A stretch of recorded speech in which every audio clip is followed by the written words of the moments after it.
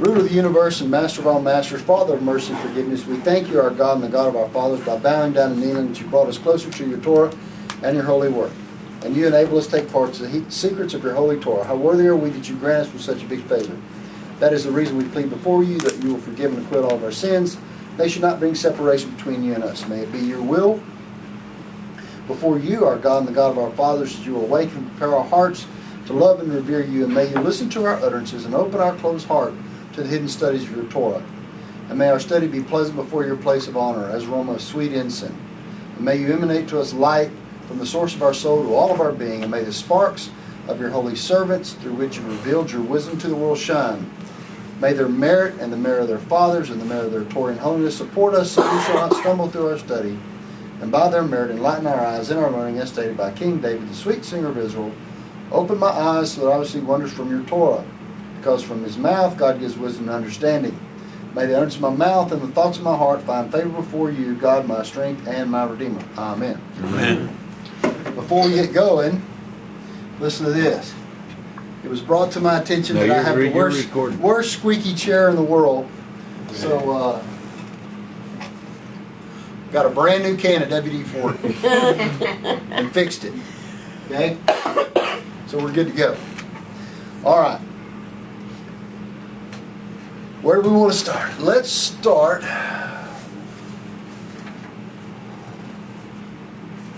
Let's finish up a little bit of Adam.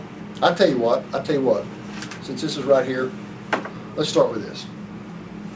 And since David's here, David came down for Passover, and so from last week, studying a little bit of Pesach, and then going into the 40 years in the desert, we find a phenomenon where Moses strikes the rock, and this causes a great sin and a great problem for Moshe. So what we have to say is Moses knew exactly what he was doing, yet what he did brought great sin upon Moses. So just casting this out, does anybody have any ideas of what is going on with God tells Moses, speak to the rock. Right? The first rock, he says, hit the rock. Right? The second rock, he says, speak to the rock. Well, Moses hits it twice. All right? And so that was why Moses could not go into the land of Israel. So we have to ask ourselves, what was Moses thinking? Does anybody just throw it out there? Just take a stab. It was explained at one point that when the souls of people, so when they were first in the wilderness, and he would hit the rock to that was like a young soul where you were disciplining your soul, but then at the end when he was only supposed to speak, it was old souls. Old souls don't need to be disciplined and slapped around and hit around. So you speak to the old souls. Okay, that's good. Anybody else? Nobody? I've read it, and what I kind of came up with was that there was a sense of doubt in Moses. He had a real sense of doubt in himself to be able to do it. That's what I was able to come up with. Okay. All right. Well, let's ask ourselves,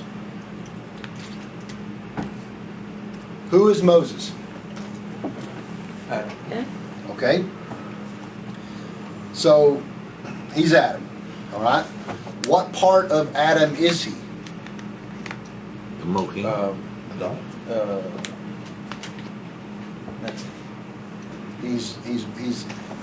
He's what part of Adam is he? And I'll kind of point over here.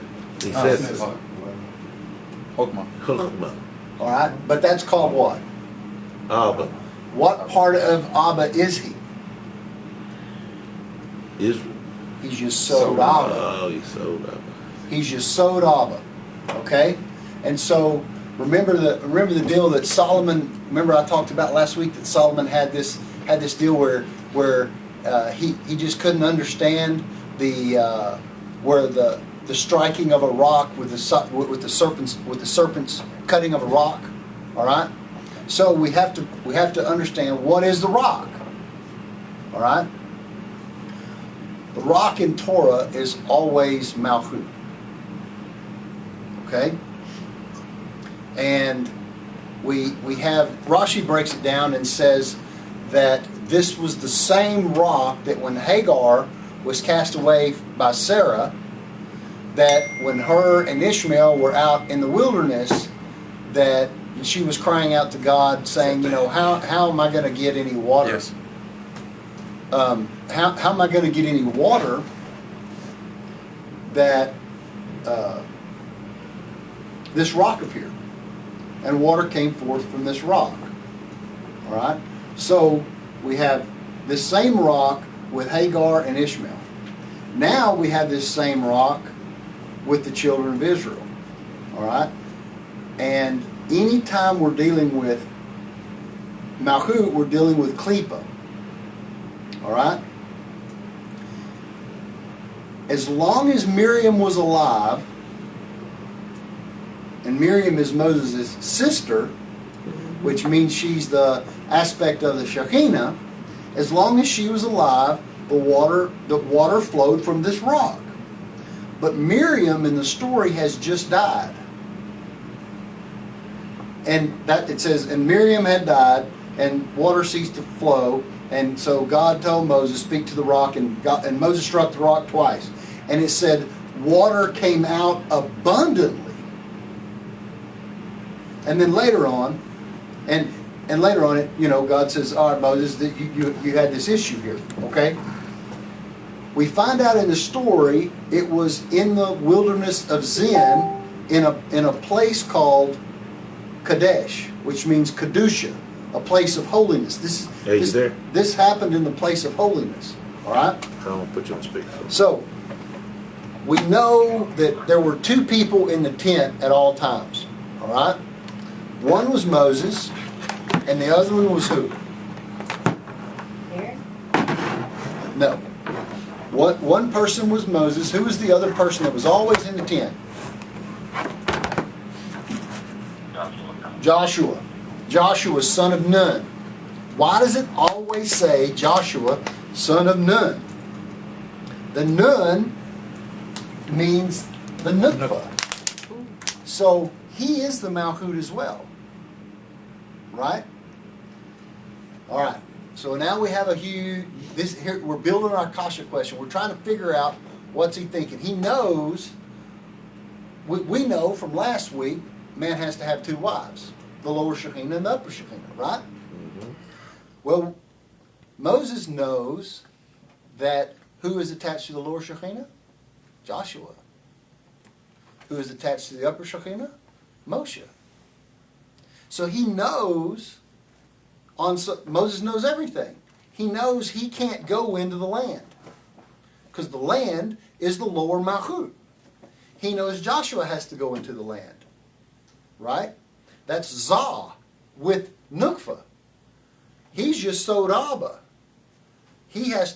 His union is with Bina. All right?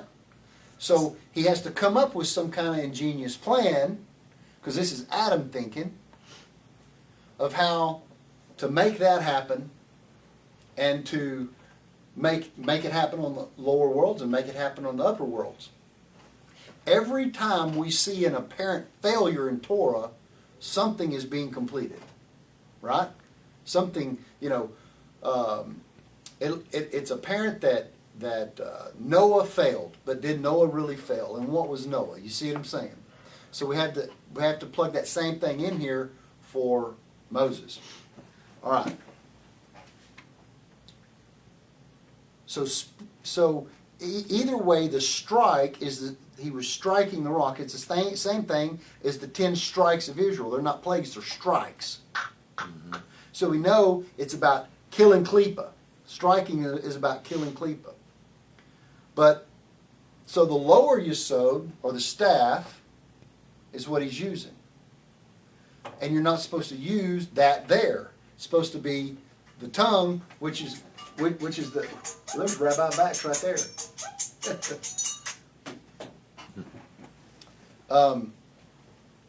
So the mouth and the tongue is upper yesod. So really what God told him was to kiss it. Right? How did Moses die? With the kiss from God. So his punishment was the inverse of what he didn't do, which is from the kiss of God. That was his death. So the striking is to remove the klipa. He's trying to remove the lower klipa to produce water, to produce man. So is there klipa on in the upper realms? Hey, if you turn your sound off on that side. Is there klipa in the upper? Because we always say klipa is only down here where it's hanging out. But they've gone 40 years to up here. Or Moses has anyway. Right? Mm-hmm. Everything is now in 4D. So is there any klipa at that level? No. Yeah. No. Except the problem is there's no klipa in Bina. Up in Leah, the Malchut, she has no klipa relative to, right? Except for one problem. Moses takes the air of Ra. Right? And so the Torah says that the reason Moses made a miscalculation is because he got angry just for 1 second. And he struck the rock out of anger. Anger is klipa, right? Because you're not using your brain as well at that time. What made him angry? He was mad at the air of Ra. All right? He was infuriated because they were the ones doing all the complaining. Even 40 years later, they're still complaining, right? So, this is a fail-safe mechanism to ensure the klipa of the 40 years that none's going to get up. None's going to get up there. And it says no one knows where Moses is buried. Well, we know he's married in Moab. Mo means from, Ab the father. So it's Abba. All right? So what we're seeing here is the Simpson. It's going all the way down, hitting Malchut, and then it's coming back up. But we see another strike from Yesod Abba, basically. All right? Because on some level, Adam has to make sure that no klipa can get in. And so, is he hitting it for the klipa of Hagar that may be on the rock, and then hitting it on the klipa here for the air of Ra? You know, one on the right, one on the left, so to speak. Because we know the light of Yesod Abba had entered Egypt. This was the whole Immaculate Conception in Abba Nima, and then was brought down to Asiya. Remember that? We know that whole thing took place. And it has to take place in katnu, in contraction or constriction. This is the secret of the Simpson. We know Sandalphon announces Moses with the Yechida, which is none other than Yesod Abba. So, is this Moses' ultimate plan to save Israel in the end? Because he has to be outside to come in, which is hiding himself from himself in order to reveal himself to himself, which is becoming Messiah to Israel, which is the final union. Because we know the father is the foundation of the daughter, ultimately. So he strikes it twice. And God tells him, it's because you didn't sanctify me. Anytime you see the word sanctification, which is holiness, you automatically have to think 4D. You have to go 4D. So what's God telling him? He said, you didn't 4D this thing. Right? Because Rachel and Leah had both ascended. And this is what the waters are made of. He said you didn't sanctify me in the sight of them. Who are they? They are the heir of Ra. That's what he didn't do. This is the waters of strife, struggling with the heir of Ra. Because Israel is now in 4D, but the heir of Ra is not. They're in 3D. And so Moses is trying to do with 3D from 4D, and that was the problem. You don't deal with 3D and 4D. That was the unsanctification of Moshe. These are the 2 bites of the serpent. The striking, the mate, the staff is the serpent, right? Back from our study last week, remember the study about the gazelle that gets pregnant and the snake bites it, right? All right. One bite is to open it up. The second bite is for the birth. So Moses is using this same thing there.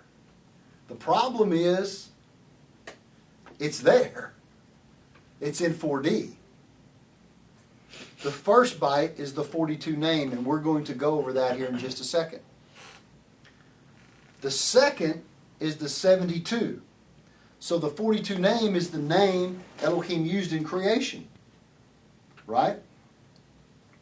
The 32 pathways with the 32 sayings of Elohim and the 10 sphirot.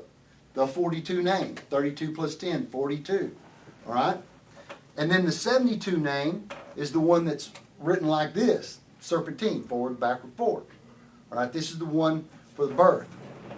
But in a moment of anger, he and Israel in 4D.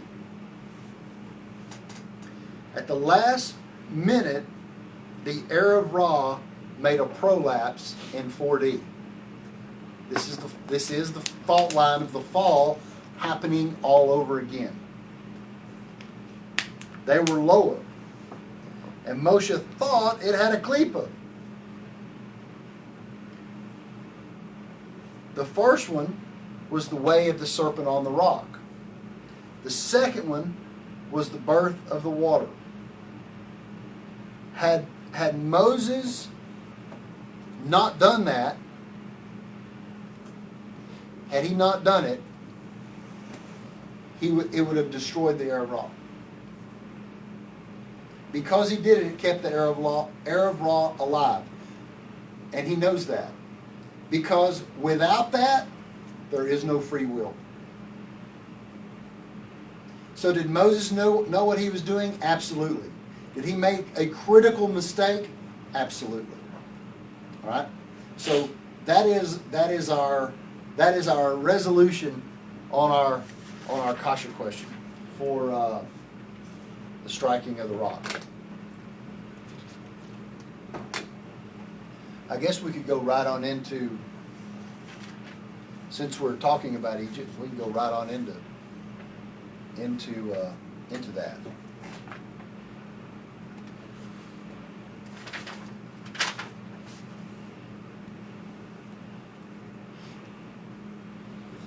Do y'all remember this story that we taught, I don't know, back in the fall about when God was talking with the angels about creating man, and this group of angels came up there and said, "Oh, you shouldn't do it.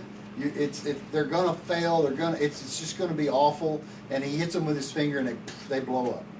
And then the second group comes up there, and he says, "What do y'all think?"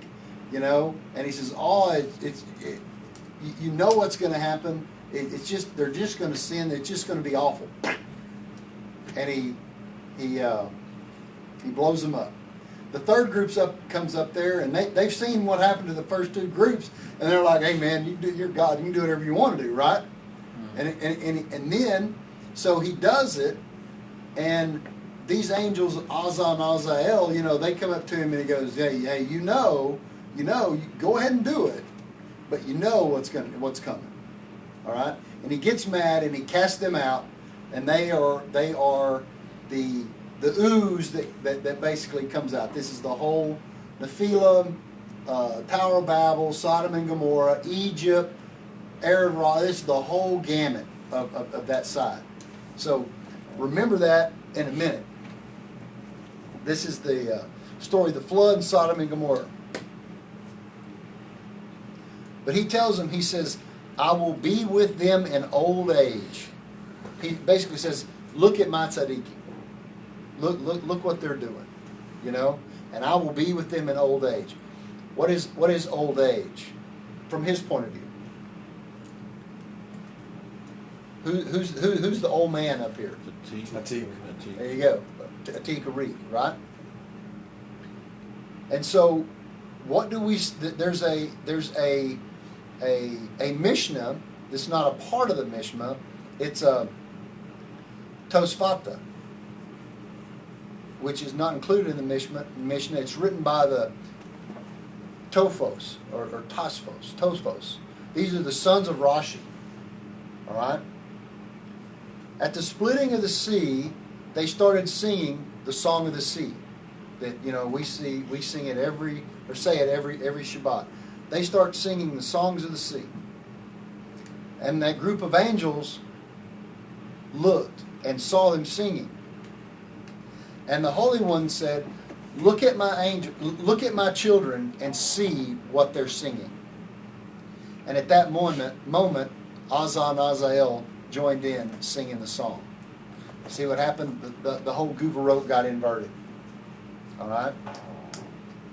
This is the whole thing with Azza and Azazel going back and being mitigated. It's their own Guvarot. The secret with that is with the inversion is this topic we've been talking about called free will. Now, free will, and we spoke with Chlorphene about this before because we were talking about the tabernacle. There's the Mishkan, right, which was the tabernacle in the desert, right, the Mishkan, and then there's the Beit HaMikdash, the big temple, right, all right. So when you during the Passover Seder, you sing a song, Dayanu, right? Dayanu. Would have been enough. Would have been enough. Would have been enough. Because free will is we're going to finally understand what free will is.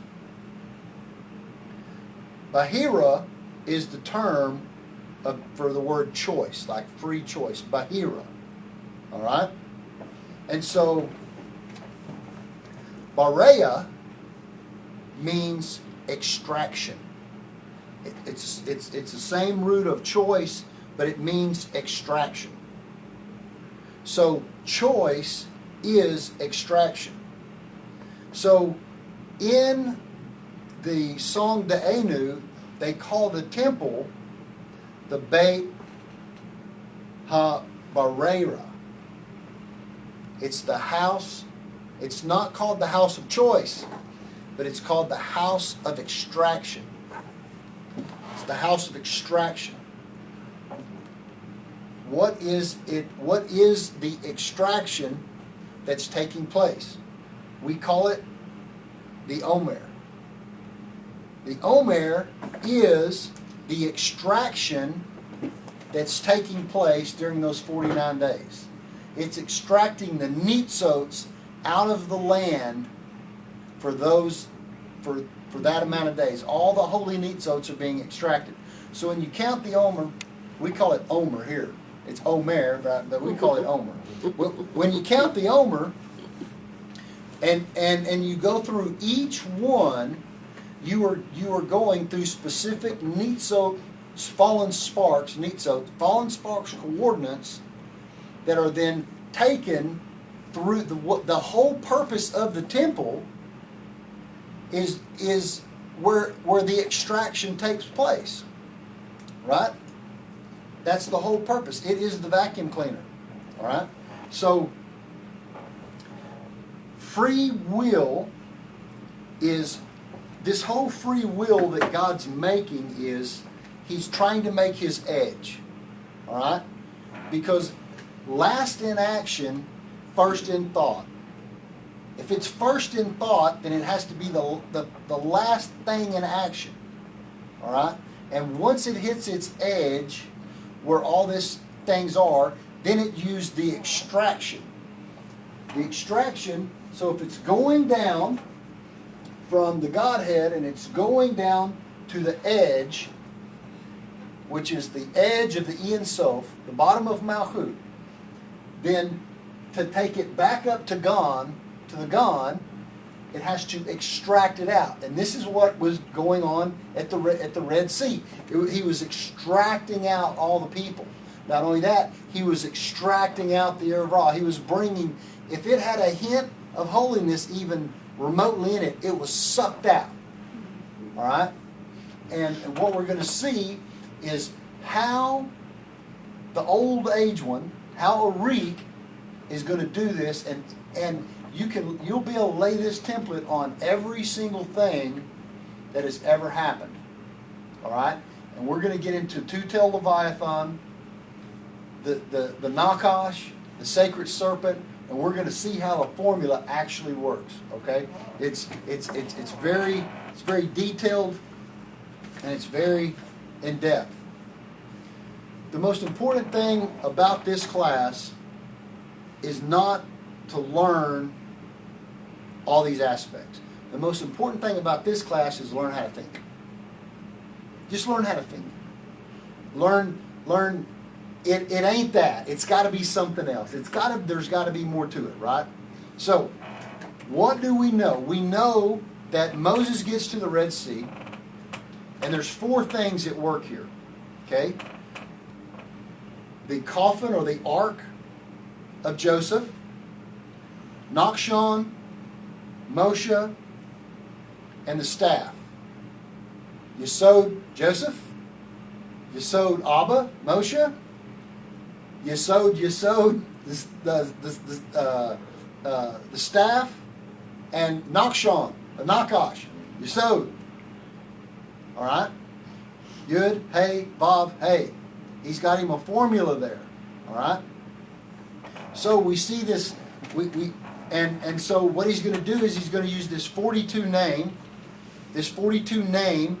that created everything is the same name that's going to rip everything. All right?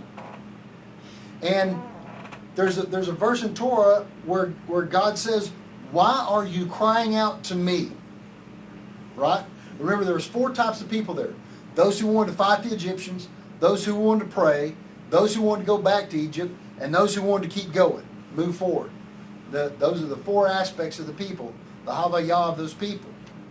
But God says, "Why are you crying out to me?" All right? Well, who else are you going to cry out to? Something like that.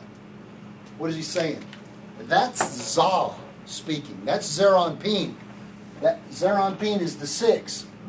That's Zah speaking. He's going, why are you crying out to me? Because it's him that's doing it. You need to be crying out to him. You know, this thing is going up. Of course, he is only an extension of that. All right?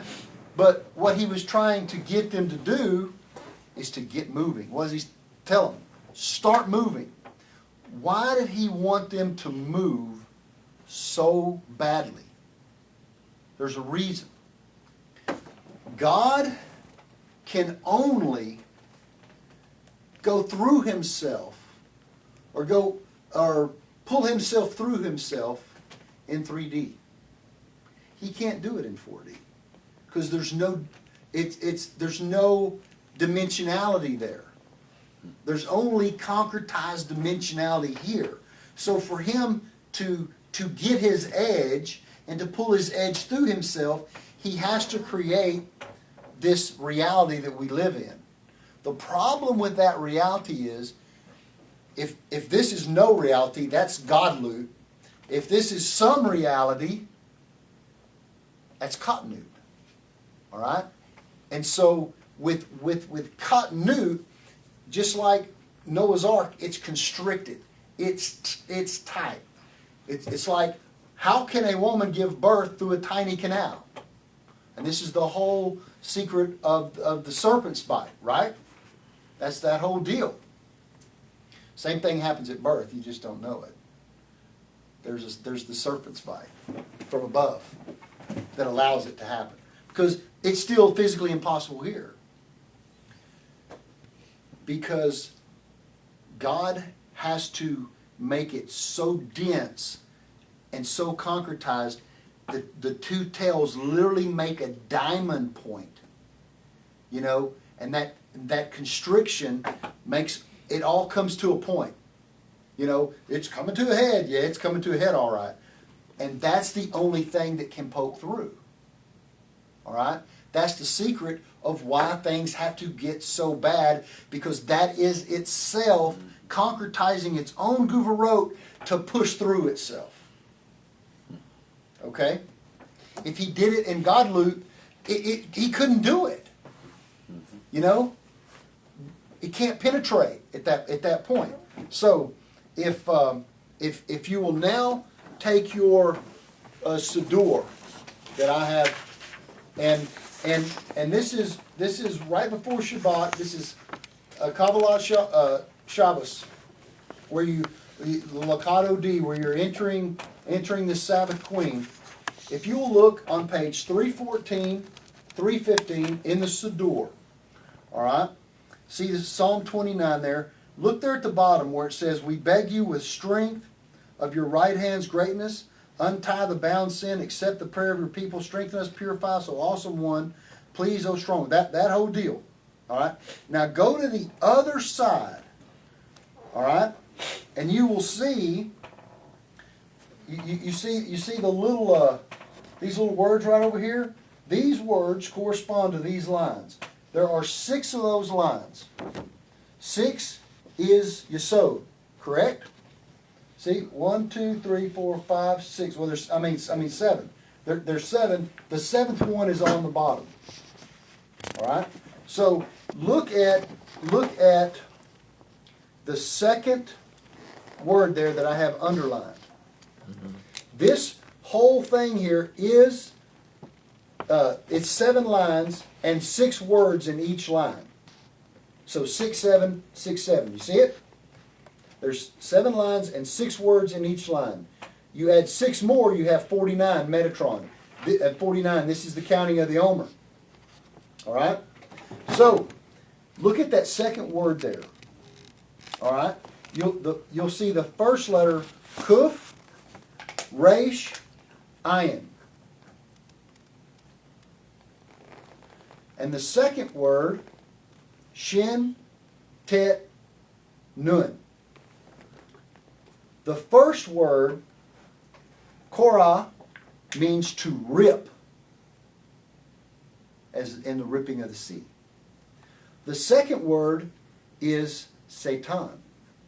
It means to bite.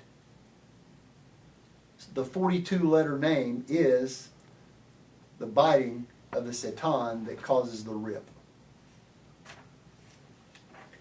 In the Bahir, this part is from the Bahir, which is one of the oldest texts known.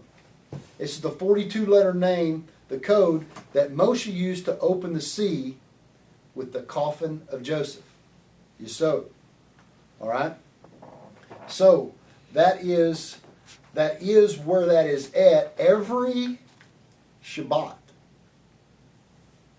It's literally every Shabbat. It's using the whole, that's what's opening 6-7. Because it's going to be a rebirth. That's the true born again. You see? So, if you take Messiah Mashiach, and Nakash, we know the gematria of both of those is 358, right? 358 plus the Koel, Mashiach, plus its Koel is 359, the gematria of Satan. It's the same thing. I got to turn some air on.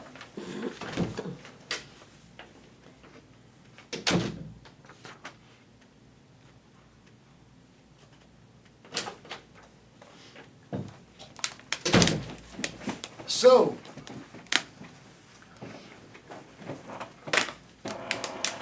the Kriyat Yam Suf, the ripping of the Red Sea,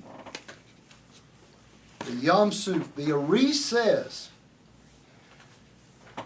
that all it is the serpent with its tail in its mouth. When in Katnut, it can push its 3D self against its 4D self.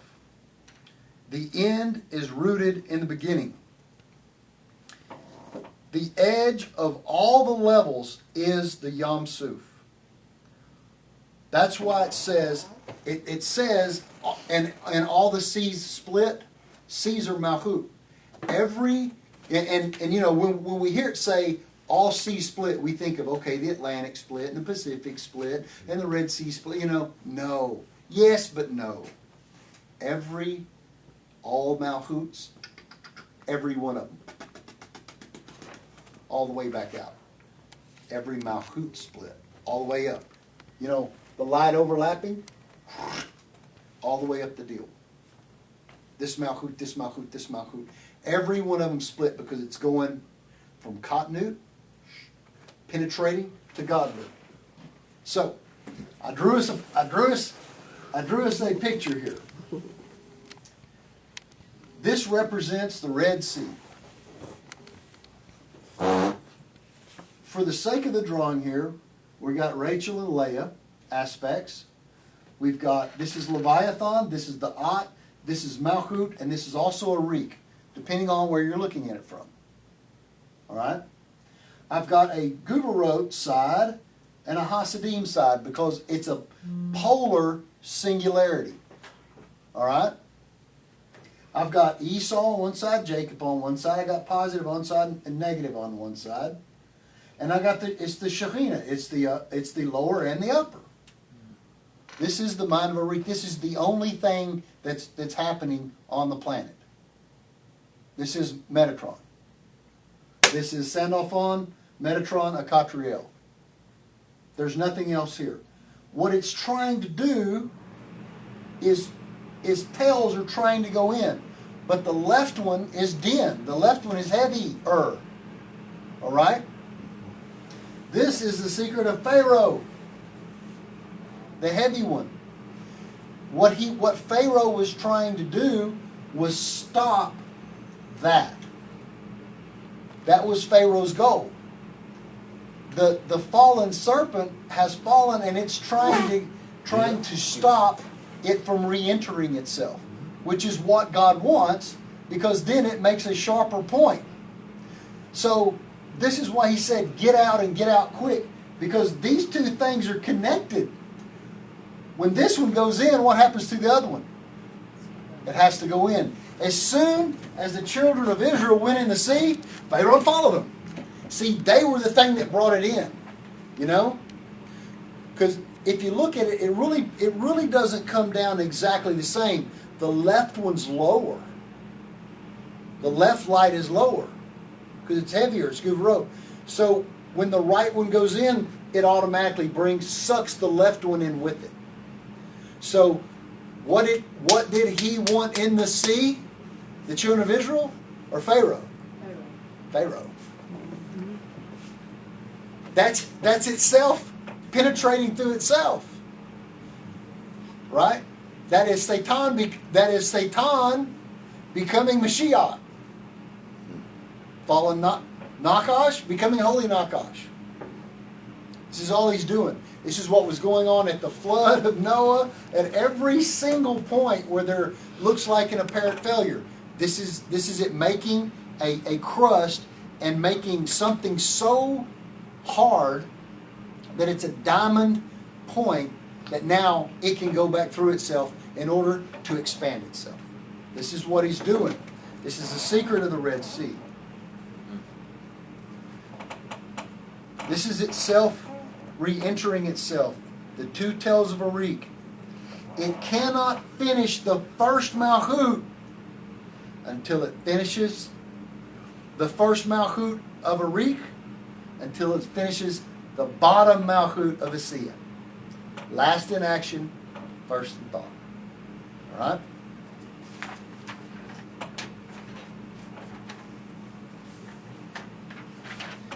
This is how Adam figured out how to get himself back in. It was the bite of the serpent that caused it to fall out. It's the bite of the serpent that's going to cause its fixing. This is the secret. This is the sod of the Simson. The Simson is Exodus. At every time there is a Simson, it is an Exodus. We're going to call it its exit. It's its exit every time. There has never not been an Exodus. Exodus is 50.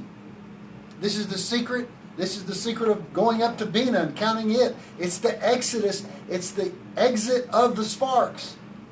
It's the return. In, out, in, out. Mitzrayim is the word for Egypt in Hebrew. Mitzrayim. What does Mitzrayim mean? It means a narrow place. This is like the birth canal. It's a narrow place. This is the point of entrance in Katnu. It is the Havayah that's doing the elevation. Because, remember, Pharaoh says, I don't know Havayah. I know Elohim. I know Katnu. So what does he do? He wants to keep everything here. The mummifying, all these different things that they did was to keep everything here, to keep it from returning. He was stopping the toroidal movement. So, if y'all remember last week, I talked about the 400 years, right? Talked about the 400 years, and within that 400 years,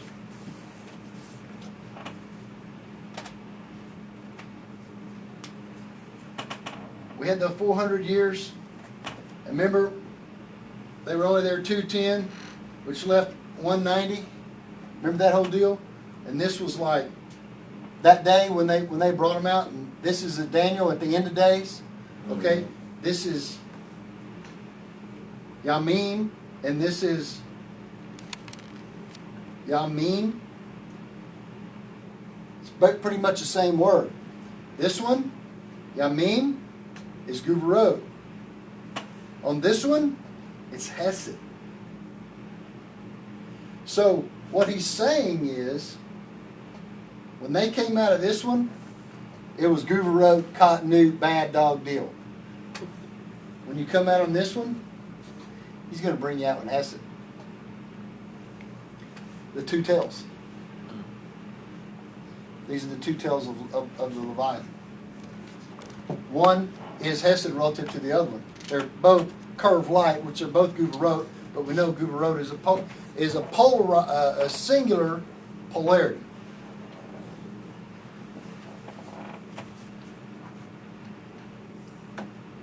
All right. So everybody has a complete understanding now of what's going on in the Red Sea. It's self-explanatory now, right? It's self-explanatory. I'm not too sure about The Sefer Danutza goes into, basically, this is the mazel of the of a reek of the beard. This is how it's flowing down. That's the secret of the whole thing. So let's do. What time is it? We got time. Let's do a little bit of Adam. and then we're gonna, and so, I guess with that, what I wanted everybody to see was there's a lot more going on at the Red Sea than just what you think. I mean, this is a reek working. This is Adam working. It's why does evil exist? Because he that's the very thing. That's the very diamond point he needs to use. You know, and he always keeps it going. And always keeps it going for its own good, which ultimately it is the thing, because everything prolapse is bad. If this is light and this is darkness, this is good, this ain't. You know? And so when until this returns, it's not going to be good. It's not a ooey gooey feeling.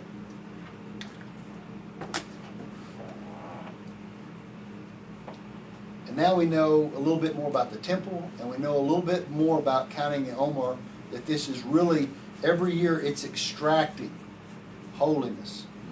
Okay?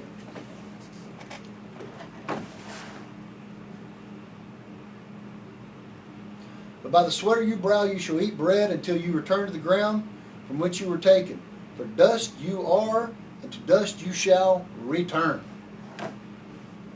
The ground which you were taken. This is very odd to Adam, because it's the Nakash that eats dust. The Nakash's curse was to be on your belly, and you're going to eat dust all the days of your life. Right? But Adam was taken from the dust. So you see there's going to be this constant battle. Adam's going to have to return to the ground which he was taken.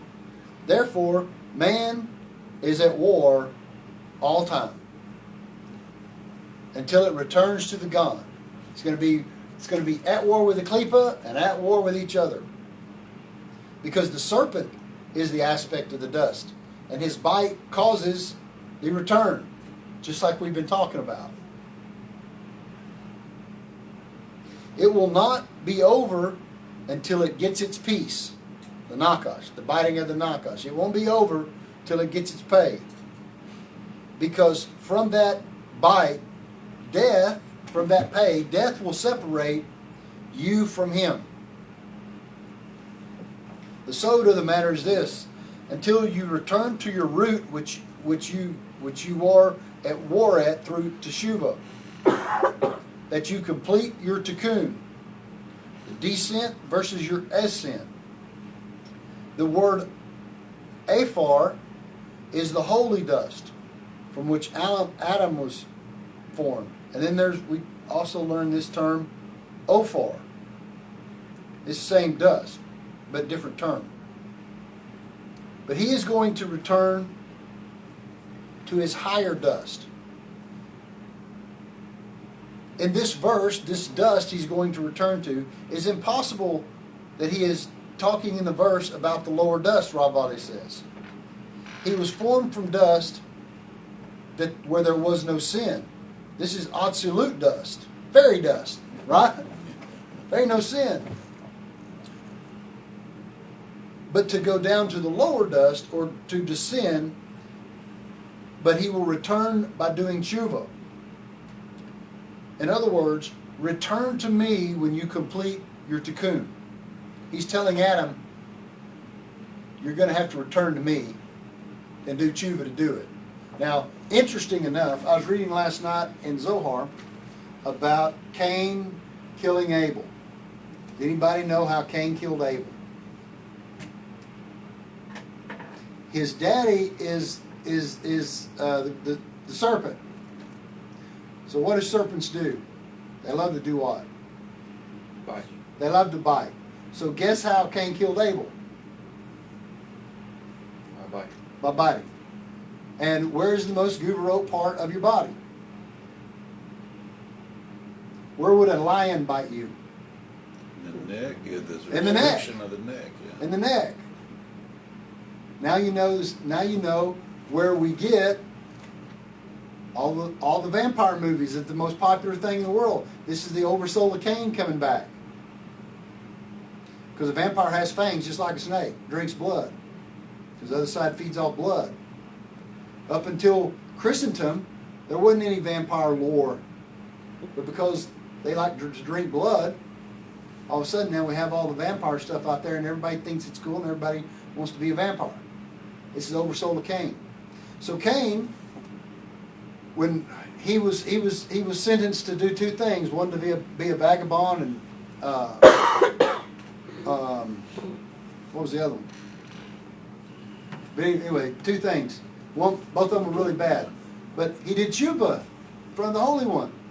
And he said, okay, you won't do this, you'll just kind of be a vagabond. And so Adam comes up to him and he said, Oh, everybody will be against you. you know? Everybody will be against him. Yeah, and everybody's going to be against you. But Adam goes, how did you get out of the bad one? He goes, I did tshuva. And Adam clicked. And so Adam goes to the Holy One and does tshuva. Cain taught him that. Right? And so then we have Yom Tov.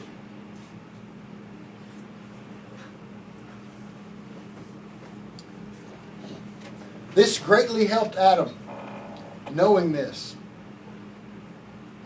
And he almost returned to his original state of consciousness.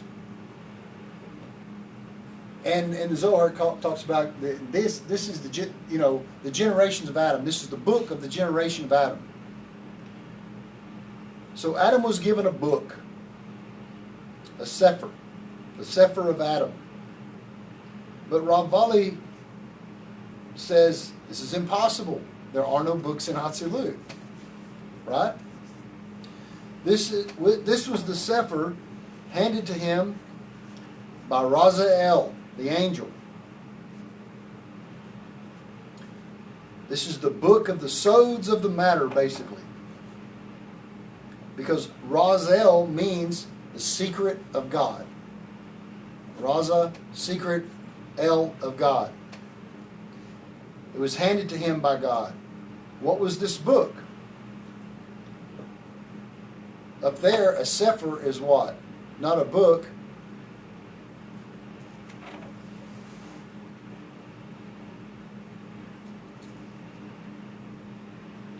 Sphirot. Because the word sefer and sphirot are the same root. But if there's no books there, then it's only spherotic structures there. He regained all of his sefer, all of his mohim. So Adam has all of his faculties, right? His consciousness returned to him. The whole Parsuf, this is his return. But remember it said almost? What's it lacking? Russell, you talked about it today with chlorophene. What's it missing? There's 70 aspects of it that are missing. Oh, the gear. It's missing its noga. It's missing the ger. Yeah. When the ger returned, Adam has his entire mohim back. Why does the Torah discuss these two types of dust? For you are dust, and to dust you shall return. Because one dust is serpent food, right? And the other dust is his root from where he came from. Rav Vali says this is not a kasha at all. It's the same word. It can be used both for Adamah, which is the term for the ground, upper and lower. Just like Messiah can be used. Which Messiah? Which dust? Which ground? Which Messiah? Front side Messiah? Back side Messiah? Messiah ben Joseph? Messiah ben David? Upper? Lower? Because the whole thing is constantly inverting on itself. It's never static. Heaven and earth. Heaven and earth can be holy, Zah, and Nukva. Or it can be unholy, Zah, and Nukva. Isaiah says, because heaven will dissipate like smoke and the earth will decay. He's not talking about holy Zah and Nuk. He's talking about backside heaven and earth. The backside Zah and the backside Nuk. So all these terms are always relative to where you're looking at. The sod of the matter is in Ecclesiastes. Solomon says, "This is corresponding that everything God has made. Therefore, the names are the same. Even some of the gematria values we know are the same. Nakash Mashiach, same. Even Elohim can be used in a holy way, or the names of other gods. The supersode of the matter is the word afar, dust, is alluding to the primal root of everything in the world. Ecclesiastes says everything comes from dust and everything will return to dust. All things go back to its root. The soul returns to its root, and the body returns to its root. Both are dust. This is called dust. One's going to its original source, the other one to its original source. Even the sun has its root in dust. Abraham said, "I am but dust and ashes." And to sit at the feet of your teacher is called sitting in his dust. All right? So that catches us up to verse 20. Now, all right? All right, so we're caught up in Adam so far. We only have 4 verses left. It may take us till August to get there. All right? And we're not done yet. Oh, a little bit, one last thing. Don't want to leave this out. Don't want to leave this out. Counting the Omer this week. When we get to the 7th day, which is the parting of the Red Sea, which will be Friday, which will be Shabbat. Okay? That's the 7th day, which is Malchut. What day of the Omer is it? It's the 6th. Right? Mm-hmm. What's 6? Yesod. What's 7? Malchut. That's when the 6th enters the 7th. See that? Even the counting the Omer lines up exactly. And what is the 6th? So you started Hesed, Hesed of Hesed, Hesed of Gevera, Hesed of Tiferet, Hesed of Netzach, Hesed of Hod. The 6th day, Hesed of Yesod. Right there. Lines up. You can't make this stuff up. It's too accurate. All right? Now, on the first day of Pesach, night turned into day. On the 7th day, day turned into night. It's inverted. All right? So, wanted to get that in. We are now going to do a little prelude to what is coming in Song of Songs, just for your enjoyment. Make sure I didn't miss a minute.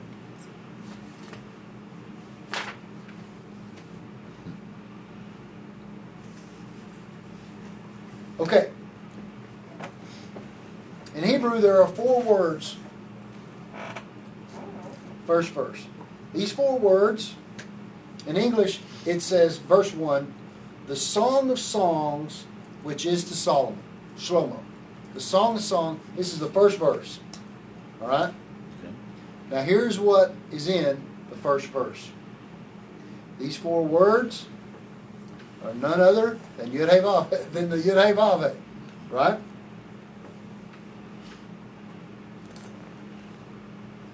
The shear in the word song, shears to ferret.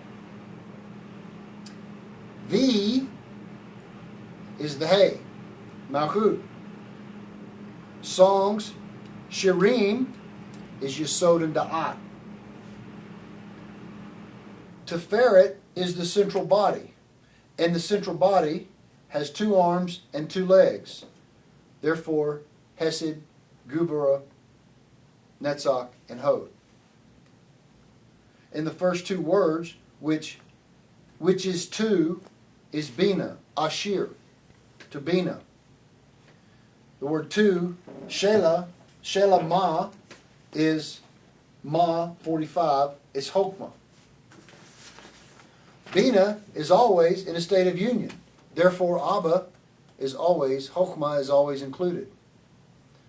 Therefore, the unification of this verse is to make unification of the sororic structure from Abba to Ima, from Keter Arik, under the beard of Arik, which is an absolute unification taking place below. Shlomo is Gematria 375. This is the light that comes out of Arik. And that is the first verse of Shir HaShirim. And the Torah is amazing, and the Sage is amazing, and we'll see you next week.